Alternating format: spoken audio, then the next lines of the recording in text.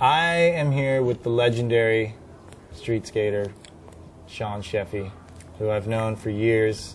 Grew up watching skating and idolizing, and we're just gonna what's been going on, Chef? Start at the beginning. Well, where are you from? A little bit of this and a little bit of that. First off, where Washington, D.C. area. I know you're from D.C. Washington, right? D.C., Clinton, Maryland. Yeah. Grew up there. Started skateboarding there. Yeah. How'd you get into skating?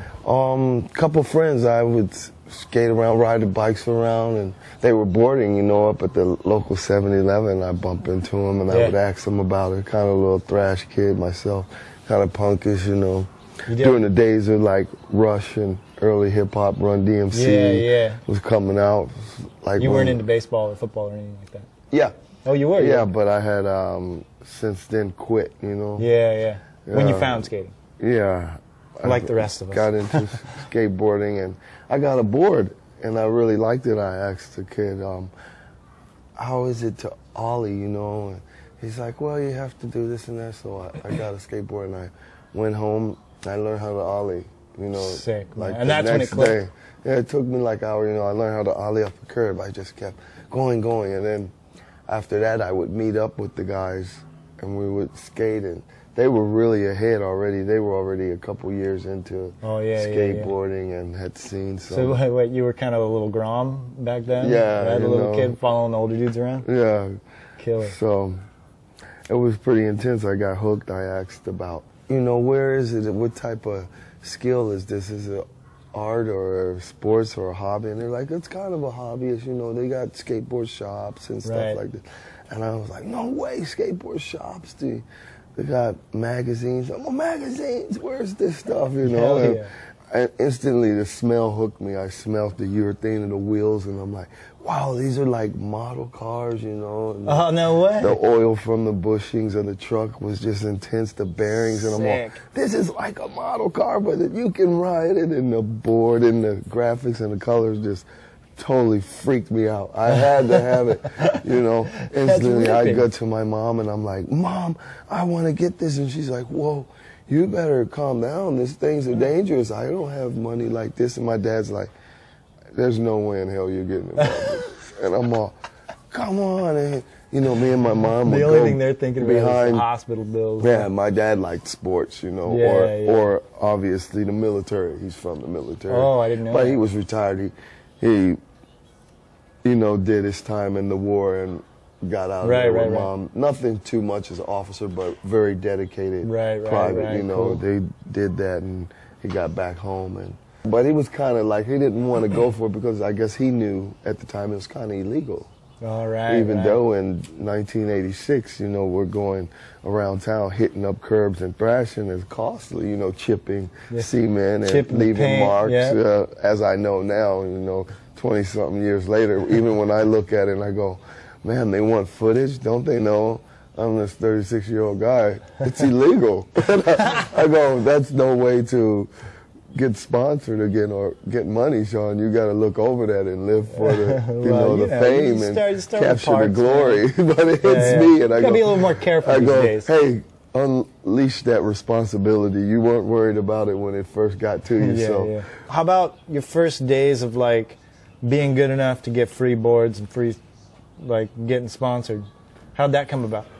Well, I was skating, you know, it was about 8 months. And I have been on a shop sponsor for a couple months, which was Intensity Skates. Intensity Skates? Yeah. It's out of DC? Yeah. A guy ran it. I believe it is, named Mike Agnew. Cool. And he was really sincere. And he knew a couple of the guys were buying boards from him, you know.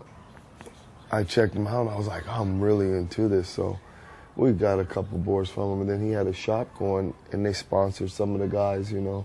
We're doing well from that, and I was able to travel here and there for the company. Oh, really? Yeah, for he was hooking you shop. Up. Yeah, he was really cool, man. It was incredible how cool it was. He would give us a like half price discount. So you know, boards were like $49. We get them for $21, $22. And when you're that age, coming up, and like money's scarce, that's like parents were so into it by then, like, oh, buy a few boards, you know. Yeah, when they saw you're getting good and getting wardrobe getting from the shop. Yeah, it was sick, man. Really intense. And I bumped into these guys from Shut Skates at a gig or a contest in 87, 88, and we kind of nodded heads. I met some of the skaters, and it was cool. Where's the contest at? Ocean City, Maryland. It was like a Eastern Skateboard Association finals, you know. Sick. ESA, and they had the gig ESA. in a big basketball court. So it was really cool, a lot of space, a lot of kids from the East Coast showed up, and they were ripping, you know. I had skill, you know, little inconsistent, but really strong on the board. Powerful. And yeah, really powerful. Dude, like in my mind, the way that you skate stands out is like just pure power, man. Yeah, and they're checking it out, not just since they were there vibing cool, and they're like, hey man, keep it up, you're ripping, you know, you're one of the more mature skaters on your size, do good. So a friend of theirs moved down into Washington, D.C. area from New York, and he's living with his lady friend, and then he's saying, hey man, these guys enjoy your skating. I said, wow, no way, New York City? Had you ever been there before? No, I haven't since then. And I was like, wow, that's a trip. I gotta check it out, you know? And I'm like, what's going on? So he said, hey, I'm gonna give you Bruno's and Rodney's number. Why don't you give them a call? So I call him up and I said, hey, what's going on? He's like, who's this? And I'm like, Sean Sheffey. I met you guys at the Ocean City gig last summer. And he's like, oh yeah, man, what's going on? I said, I checked out your... It's Bruno and Rodney, they were the dudes that did Shut, right? Yes. Bruno who? Musso. Bruno Musso and Rodney... Smith. Yeah, okay. As well as Ali Asha, but I believe Ali had since then moved on to maybe something else, some business class stuff. But he said, oh yeah, you like our boards and stuff? And I was like, yeah, man, what's going on? Can I get some sent down here or get a board sent down here? And he's like, well, we usually don't do this, but you're interested in riding the boards? And I'm all, yeah, you know, like, of course, that would be great, man. So I'm gonna see what you're gonna do, what I can do for you, you know. He's like, I'm gonna talk to the guys and see. It's a family thing, we all relate. And I'm all, wow, man, you guys are knocking the walls off of it, you know. You're breaking down the hinges, you know. Hell yeah. I gotta be there.